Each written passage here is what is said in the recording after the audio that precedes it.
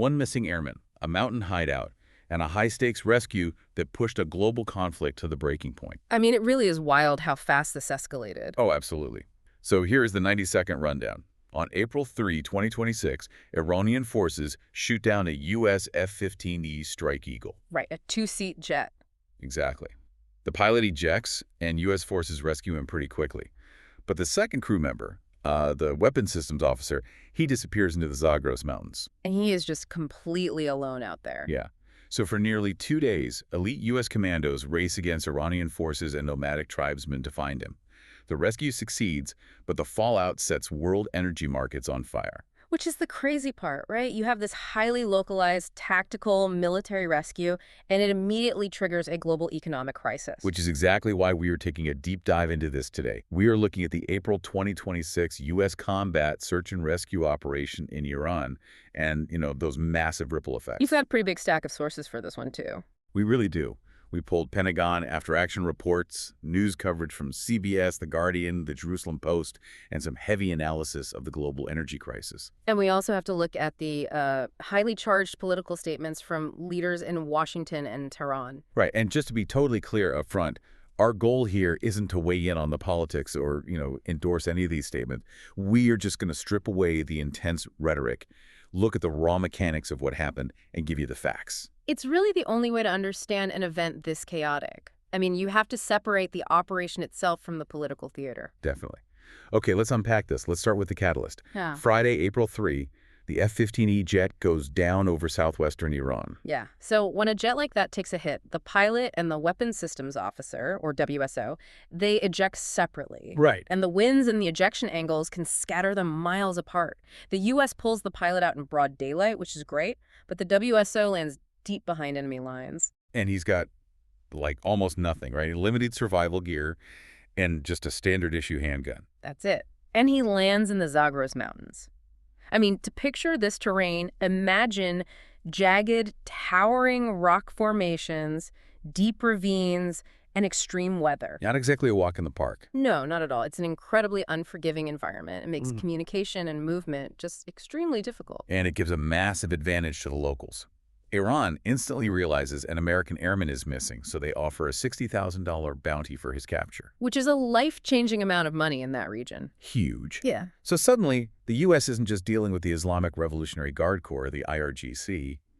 Local Bakhtiari nomadic tribesmen join the hunt. And that really changes the entire tactical map. How so? Well, the U.S. sends in hundreds of special operations troops. We're talking SEAL Team 6, Air Force Pararescue, the absolute elite. Yeah. But they are operating blind compared to the tribesmen. Because the locals just know the area. Exactly. These nomads might be traditionally armed, but they know every cave, every goat path, every weather pattern. They have the ultimate home field advantage. It kind of brings up a strategic question, though. Why commit hundreds of elite troops and risk way more casualties for one single officer? It sounds like a movie trope, right? The whole no man left behind thing. Yeah, exactly.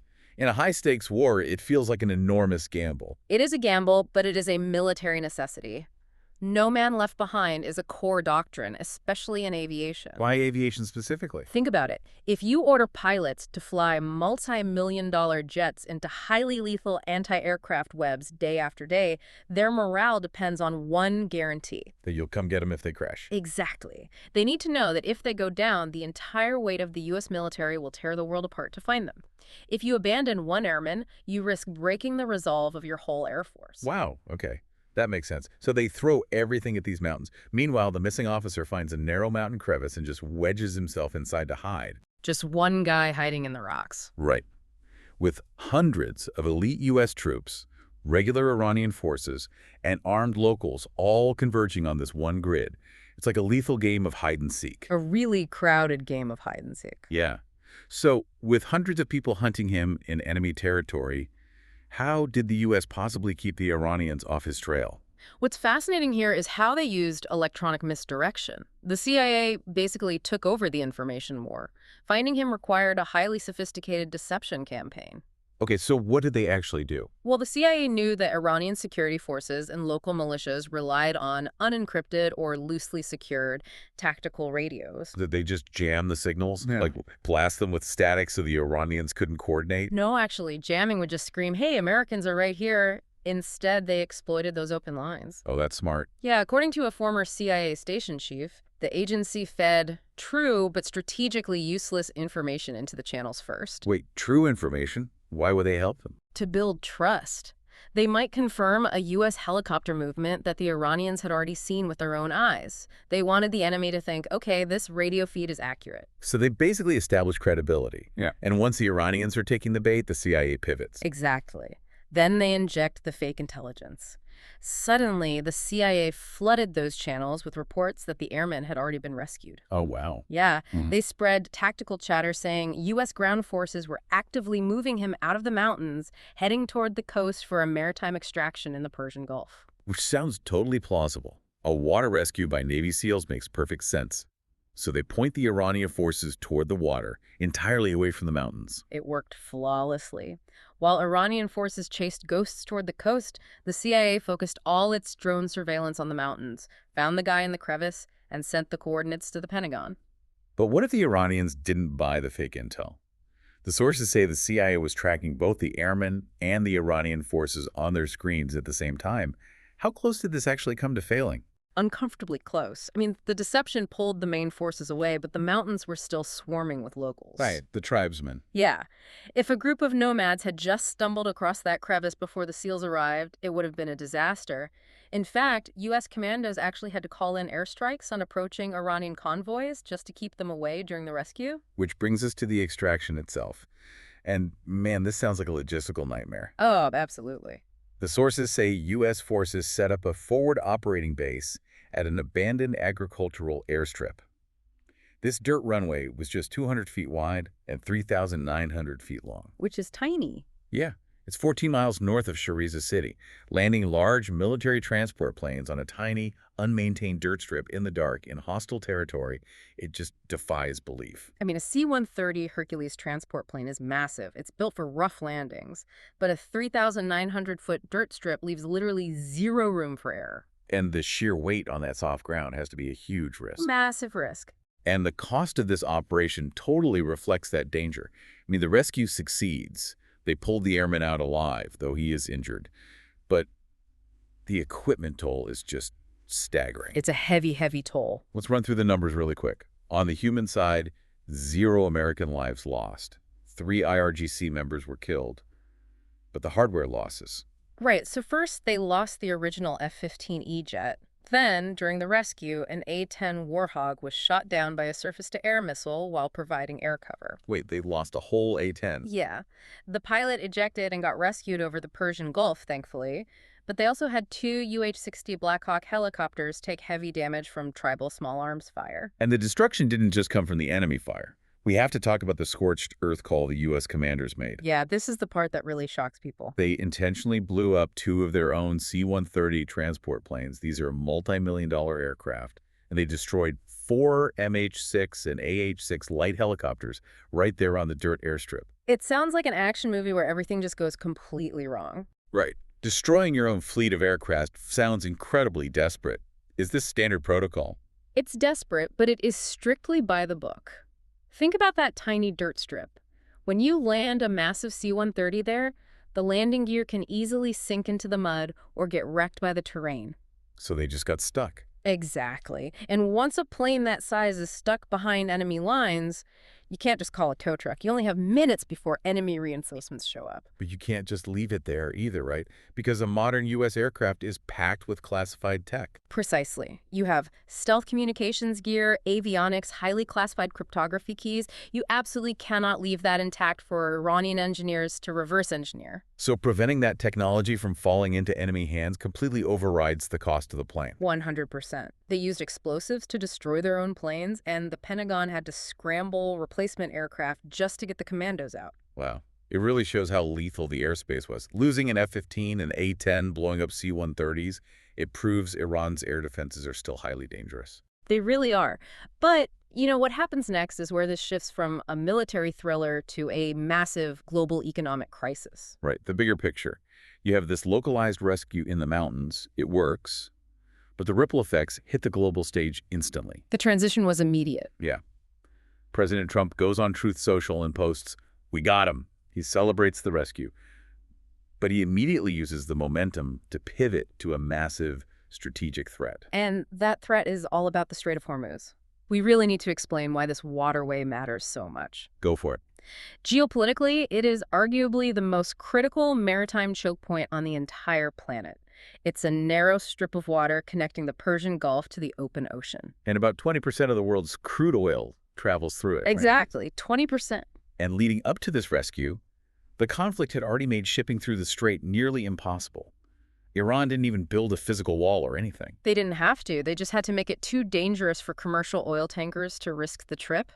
Analysts call it a virtual closure. Because they use fast-attack speedboats and anti-ship missiles, right? Yeah, and the threat of naval mines. Once the threat gets too high, international insurance companies just refuse to cover the billion-dollar tankers. And if you can't insure the ship, the shipping companies halt transit. Right. So Iran effectively choked off a fifth of the global oil supply without physically blockading every inch of the water. So the U.S. administration uses the high of the successful rescue to force the issue. Trump issues a strict 48-hour deadline to Iran to reopen the Strait of Hormuz. And he uses very aggressive language. Very. He threatens that if they don't comply, they will be living in hell. He specifically threatens to target Iranian infrastructure, like power plants and bridges. And Iranian officials push back with equal intensity. A deputy in the Iranian president's office stated the strait will only open when damages from the war are paid through transit tolls. And the Iranian parliament speaker issued a really stark warning, saying that if the U.S. follows through on the threats, our whole region is going to burn. So the stakes couldn't be higher. Let's connect this to the person listening right now, though. Why does a standoff over a waterway in the Middle East matter to someone driving to work in Ohio or, taking a train in London? Because it dictates the global cost of energy. When 20% of the world's oil stops moving, the markets panic instantly. We're talking massive spikes. Huge. The price of international benchmark Brent crude, which dictates global prices, skyrocketed. It peaked at $119.50 a barrel. Wow. And U.S. crude. U.S. crude topped $114 a barrel. Those numbers translate directly to everyday life for you. It's the price of gas at the pump, the cost of heating your home, the surcharge added to transporting groceries. And we are already seeing regional emergencies, like in the Philippines, for example. Right, they are facing a severe fuel crisis simply because this bottleneck halfway across the world severed their supply chain. Now, OPEC Plus did step in to try and stabilize the panic. That's the alliance of major oil-producing nations, right? Yeah, including partners like Russia. They promised to raise their oil output by 206,000 barrels a day starting in May. But honestly, pouring more water into a funnel doesn't help if the bottom of the funnel is blocked. That is the perfect way to look at it. The OPEC Plus gesture is largely symbolic. You can pump millions of extra barrels of oil out of the ground, but if the shipping lane is too dangerous, you can't get that oil to the market. So as long as the Strait of Hormuz is a hostile zone, global distribution is just crippled. Oh, completely crippled. Which brings us to the terrifying reality on the ground as these 48-hour deadlines expire. Things are escalating by the hour. Yeah, sources confirm that Israel and the U.S. have finalized joint military strike targets. They've coordinated their plans if Trump's deadline passes without the strait reopening. And the violence hasn't paused while the clock ticks down either. Not at all. Just recently, an Iranian missile struck a 7-story building in Haifa, Israel. The strike collapsed parts of the structure. 4 people are missing under the rubble, and 10 others were injured, including an 82-year-old man and a baby. The conflict is just actively widening. It is. So let's pull all of this together. We started with an F-15E crashing in the Zagros Mountains. The U.S. rescued the pilot and then used a highly complex CIA radio deception campaign to hide the missing weapons officer. They executed the rescue, but at an immense hardware cost.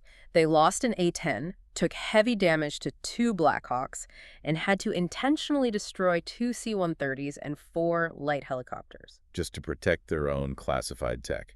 Ugh. And while the airmen are safe, the diplomatic fallout has pushed the world to the brink of an energy crisis. The Strait of Hormuz is functionally blocked. Oil is sitting well over $110 a barrel. And devastating ultimatums are flying back and forth between Washington and Tehran. The sequence of events shows exactly why global geopolitics demands your attention. Definitely. A localized military rescue in a remote mountain range doesn't just stay in the mountains. It hits your wallet at the gas pump. In a globalized economy, a single spark in the Middle East can set supply chains on fire everywhere. The military proved it will sacrifice millions of dollars in equipment and risk the lives of elite commandos to leave no one behind. Which is incredible. It is. But as global oil prices surge and ultimatums expire, we have to ask a much darker question. If a single rescue operation required this much deception, firepower, and sacrifice technology, Wait, think about what a full-scale regional war would cost. it's a chilling question and one the world might soon have an answer to. It really is. The rescue was a tactical success, but the landscape it leaves behind is incredibly fragile. Thank you for joining us on this deep dive. Keep asking questions, and we will catch you next time.